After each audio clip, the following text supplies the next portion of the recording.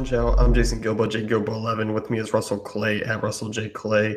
Taking a look at an 8-game slate here on FanDuel, which could turn into a 9 if Twins and A's does turn into a doubleheader for Wednesday. If that does happen, we will post our hitter info in the comments section on that game. Yes, we will. Fresh data and splits and smelliness for you.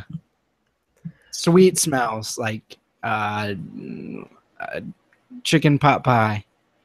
I like chicken pot pie. I can do that. Good. I'm glad. I took a risk. I didn't know if you were going to like chicken pot pie. No, chicken pot pies are good. I mean, good. I think they're simple. They take a little too damn long to cook, but they are confirmed. Good.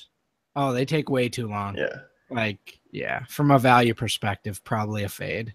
Yeah, definitely. Yeah, I mean, if you're like rushing, you need to get some dinner, obviously Popeye. I mean, if you got 50 minutes to just sit there and smell it the entire time, smell that pie crust and gravy, it's a painful process. It's torture. I mean, if I need to extract some info out of someone, I'd make them sit there and smell a pot pie for 50 minutes before they could eat it.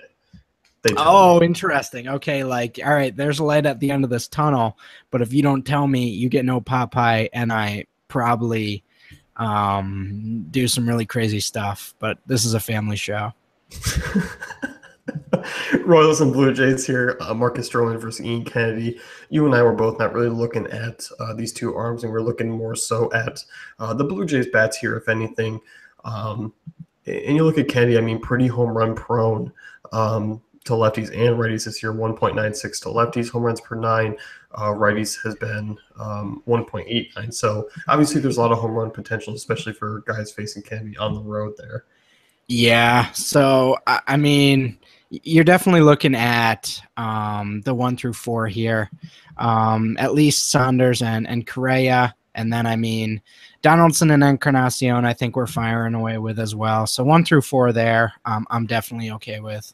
Yeah, definitely. I don't mind Russell Martin's price at 2.6. It's not a bad option, or Troy Tulowitzki. I mean, I think those guys are obviously more so GPP plays. I don't mind Martin in cash if you're just kind of paying down at catcher. Yeah, definitely. That's fair. 1 through 6 for sure, but 1 through 4 is really like the tier you want to stack. Yeah, it's the meat of the order there. Right. Marcus Stroman, I mean, has been hit relatively hard by lefties this year, which is something to kind of keep an eye on. 348 WOBA, 35% hard ball rate. Obviously, Morales 2.8's quite the difference from Hosmer, so I like that price drop down. And Alex Gordon, I mean, hitting leadoff is still value at 2.8, so hopefully he can kind of get things to go a little bit more consistently here since coming off the DL. Right. It's either seemingly a couple strikeouts or a big game every once in a while. So I still do like that price, but again, you mentioned the inconsistency. Probably not a cash game play. No, I mean, I don't mind it. I mean, yeah, I kind of like some other guys in different ranges who have been more consistent for cash, but obviously Gordon has that potential. It's a decent spot for him. Mm-hmm. So, Angels and Rays, this next one here, you got Drew Smyly versus Jared Weaver. Rays prices once again are intriguing against Weaver, who's a lot of a 360 WOBA to plus to both lefties and righties this season, has given up 20 homers on the year. So I do think the Rays, we were talking about it, it's kind of the habit right now, boomer bust. That's kind of what this team describes. I mean, bottom 5 in WOBA against righties, top 10 in ISO. So you never know what you're going to get with them. But I think Weaver, you can kind of look and fire away with guys really 1 through 7 here, given Dickerson's hitting so low. Yeah, absolutely. And then I think you're really looking at the 1, 3, 4 as sort of the base there, or at least I am. Low prices, gotta like that. And against Weaver, who's obviously enhances any type of splits that you'd be looking at for the Rays side. So definitely in on that. Yeah, definitely. And I think Texas and Boston here, I mean, Martin Perez, Stephen Wright, this one's going to be a pretty popular game to kind of target against, both these pitchers. And obviously you kind of like the Red Sox side more so here. I really like the handling drop down from Ortiz. 3.6 from 4.3 is a really nice price difference. And then Xander Bogaerts, 3.4, that's a really nice price tag. Yeah, that's the cash game play at short. So I think you can pretty much fire that in unless you completely punt, which I'm sure something will open up. But I think that's the cash game shortstop if you're being reasonable there. Yeah, definitely. And if you want to punt, I mean, Bryce Brent's at 2,100. He's supposed to see more time against lefties. That's pretty much all he should be used for. So Right. he's definitely in play at 2,100 against Perez, who's pretty average against right-handed bats. Yeah, and then you sort of look at Stephen Wright. Obviously, been struggling a little bit of late, but I'm still not. I do like some of these Rangers prices, but they're not by any means cash. I think you could fire off a Mazzara at 26. He might have a decent day, but beyond that, I mean, I don't necessarily trust Prince Fielder yet, even though he has been doing well. So, I mean, that's kind of a deep tournament guy, but I'm not really trusting these guys, honestly. No, I think for me, the Texas bats are really all just GPP plays. I mean, I don't mind a Beltry at 3K. He'd Yeah. probably be the only honorable mention that I see. I mean, Shu's a little expensive. Desmond's a little expensive for my taste. So I think reasonably 1 through 6, there are some names there with some price tags attached to wherever you want to fit them in. But it's just a GPP situation. Definitely. Yankees and White Sox here. This next one, obviously, we weren't too intrigued with the White Sox bats against Pineda, who's kind of turned things up. Obviously, they're pretty mid-level pricing. I mean, they're all 28 to 3,100, so that's always nice. But you would just be basically having to hope Pineda turn back the clock to earlier this year, where he was absolutely getting shelled, and I don't think that's going to happen. I think he's kind of figured things out. Yep. I do like him quite a bit. So I'm not touching any White Sox here. Pretty much regardless of anything. I think he's been good enough of late to sort of make me say, all right, I can take even on an 8-game slate, I can take the night off from the White Sox. Yeah, I think so. And the Yankees, for me, I mean, over the last 2 weeks, I mean, bottom Yeah. trend Woba, Yeah. it's a good matchup. They just, It is. it's Yeah. a good matchup, and you want to like it. And I do, and I'll have some shares of these guys. Obviously, the lefties against Gonzalez is going to be intriguing. You know, you have all those bats like Ellsbury, Garner, Beltran, McCann, Teixeira. Those lefties are intriguing here. But they haven't exactly come through. I mean, Teixeira's been the only honorable name here who's hitting a couple homers over the last, stretch of games. So, you can definitely fire away at the Yankees. But once again, I'm not getting my hopes up for this team who's been continuously burning people in good matchups this year. Yeah, and that's the thing. What are you gaining by throwing them in there? Because the ownership's probably going to be pretty decent either way. I think people are going to go at the lefties in that lineup either way. So I don't know how much of an advantage it is to sort of go with them. I do think there's obviously upside.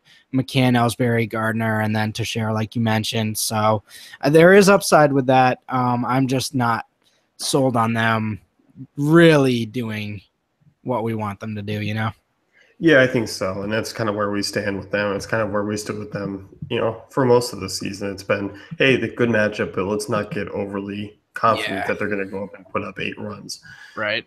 So, Mariners and Houston, 4.5 run total here for Houston. I'm a little bit bullish on that. I just don't think they've been that great against lefties this year. I mean, I was kind of expecting more against Wade Miley.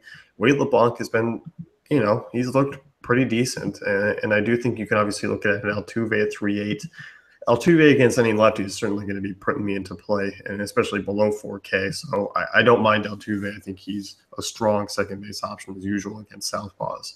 Yeah, definitely agree there. I mean, I think you can fire away with these Astros in tournaments, but at the same time, not necessarily that confident in them either.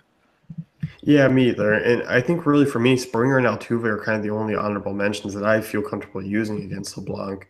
Um, Maybe an Evan Gattis at 2.5. I mean, I don't mind that as a punt option. He has strong ISO against Southpaws.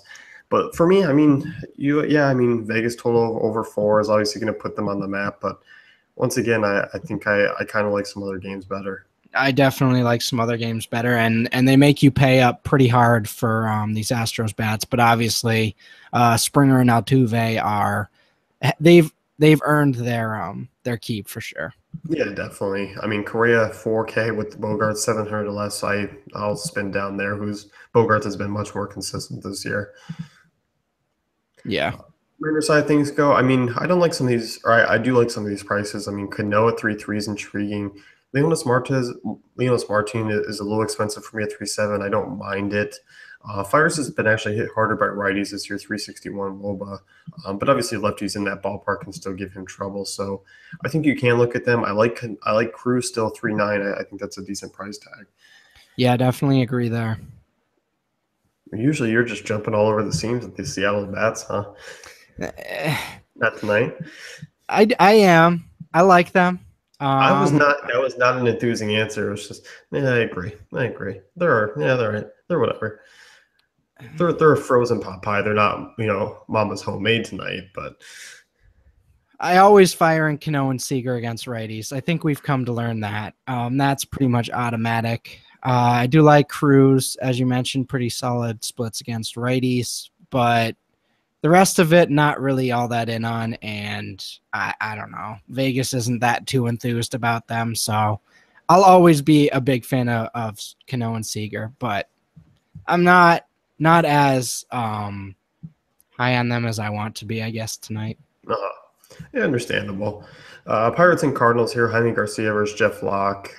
Price differences here for the Cardinals. I'm not a big fan of Ledimus Diaz at 4K.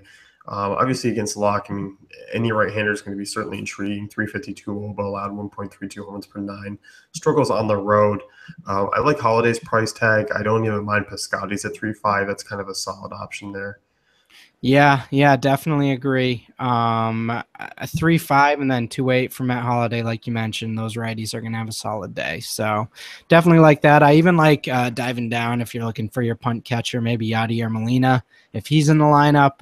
And then I'm even okay with if you do Holliday, Piscotty, and Molina, then I think you can pay up for Diaz as well and not feel the brunt of that 4K price. So I'm okay with that as well.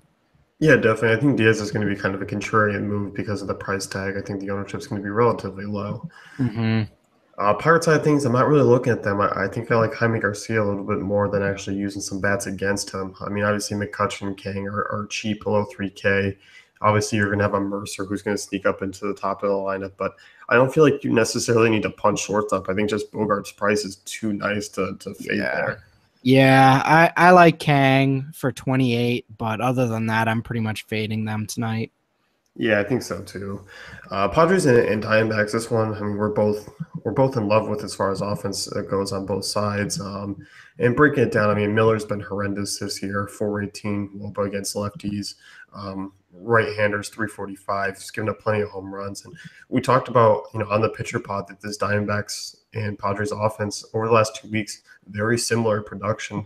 That's just how good the Padres offense has been. So they definitely have kind of a wide range of options. The top three are pretty expensive, but you do have some nice value here. Yeah, definitely. The Yang, Jerry Yang. I just looked up him. I mentioned him on a pod the other day. He was the former owner of Yahoo. So for those of you that are interested in a little tidbits of facts out there. But yeah, no, again, I like the end of this Padres lineup. If and when that lineup comes out, definitely check that out because it's going to most likely be a really cheap option. And I'm really not afraid of Shelby Miller at all. So I think you can fire a lot of those guys in there and feel pretty comfortable. Will Myers and Matt Kemp both priced up here as compared to just Myers on DK. So Kemp's a little tougher to get in here, but I do like the back end of this lineup. Yeah, I do too. There's definitely some punt plays worth looking at. And on the Diamondback side of things, I mean, Jake Lamb at 3.6 is a really nice price tag. I like that third base option there. Yeah, by the noises you're making, I'm definitely you're intrigued with the Lamb there. Yeah. You fire him and Bogarts in there to start your cash lineups and don't even look back, I think. Jeez, man, you were way ahead of things. I mean, plug them in and go. Yeah, that's right. Goldschmidt, Segura, Michael Bourne. Obviously, Bourne's an intriguing option if he's in the lineup. I don't mind him at a kind of a punt play price. You just look at Ray. I mean, pretty average right-hander. So for me, obviously, I think these Diamondbacks bats kind of come in definitely as a top three offense tonight. For sure, and the price isn't even awful. So obviously, you have to pay up for Goldschmidt, but beyond that, it's pretty reasonable. Yeah, definitely. Rockies and Giants, the last game of the night here. Jorge De La Rosa versus Johnny Cueto. talking about Cueto being your cash game guy tonight, even a GPP option, and looking more so at the bats of the Giants and Buster Posey, 3-2, relatively average price, I guess you could call him. I don't mind that. 3-2 is obviously a decent price tag when he's facing a lefty. Finally, baby. We didn't even get it totally on DK. He was still like 4K, but I'm totally fine with this price. Fire him in there. Fire your Bogarts, fire your Jake Lambs, and let's get some W's on the board, baby. Anyone else for the Giants? Angel Pagan's kind of an intriguing option at 2.9. Yeah. Right. I'll show myself the door. Yeah, no. He's all right. I can dig it for 29. You're just trying to let me off the hook. I do this to you, so I know how it goes. When you spit out a name, and I'm like, his name's Angel. Yeah, Angels in the outfield. I don't think you can make a comparison and go wrong there. That's true. That's a great movie. So, actually, who knows? I haven't seen it in about 20 years. It's probably not very good anymore. Yeah, it probably doesn't hold up to your adult standards anymore for a movie. Dude. All right, if you want to rank probably without actually going back and watching which movies got dated real quick, probably that one. I think so too. Yeah. You slowly grow up and you're like, oh man, Major League. I love Major League. Durham. I love Bull Durham. What was that movie with the dog? Not Air Bud, but he runs away and then he comes back home. Or maybe it wasn't every dog movie ever. Oh, put it in the comments if you know what I'm talking about right now. There's a movie. It's like a big dog, big dog, and he runs away. Then he meets all of his little dog friends, and then they come back home. Is it in San Francisco? Yeah. Yeah, I know what you're talking about, but I can't think of the name. Oh, heartbreaking. Yeah. So but yeah. What a way to end the podcast here. That's going to wrap things up with the FanDuel Punch Out. Be sure to check out DaveFantasyCafe.com for all our great tools and content.